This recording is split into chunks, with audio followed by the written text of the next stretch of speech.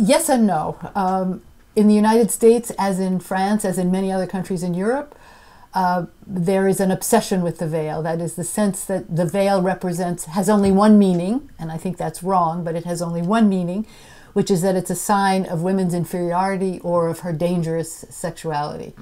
But I think that in France, there's an additional emphasis on the question of covered women, as they're called, because in France, the uncovered woman is taken to be the sign of natural sexuality, of normal gender relationships. The uncovered woman is the demonstration of an open, free sexuality, which is taken to be not only French, but normal, universal.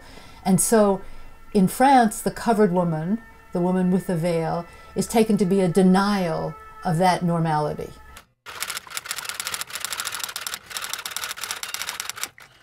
La nouvelle Laïcité was a term used by François Baron, who was appointed by the government or the prime minister in 2003 to do a report on laïcité in France. What Baron did was outline the program that has in fact been put into effect since 2003, outlawing headscarves in public schools, forbidding mothers with hijab to accompany children on school trips, a whole sort of other sets of rules that ended with the outlawing of the niqab, the voile intégral, the full-faced voile in 2012. All of this was a transformation of the law of 1905.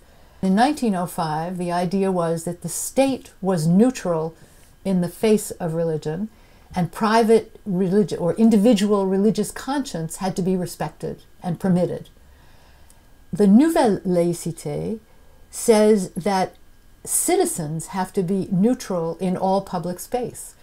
So that transforms completely the notion of what laïcité is about, from the neutrality of the state and of politicians to the neutrality of citizens in public space. That creates forms of discrimination that didn't exist before, and that I think were meant to target Muslims. Everyone called it the headscarf ban. So it was no secret that the target of the law was Muslims. I wrote a new preface for the French edition, and I had met by that time a number of young Muslim women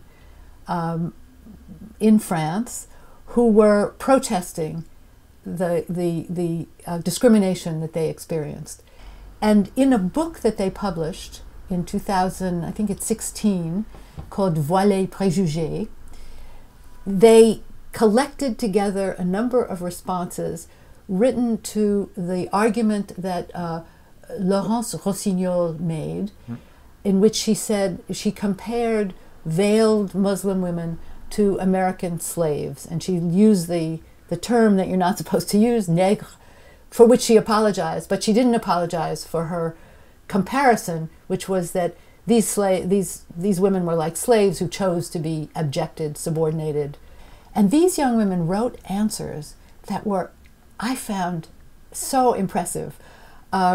They said things like, these are our rights, this is our liberty, this is what the Enlightenment, the Lumière, the philosophes of the Lumière said about the expression of individual ideas, of religious ideas, of political ideas. We ought to be allowed to express those.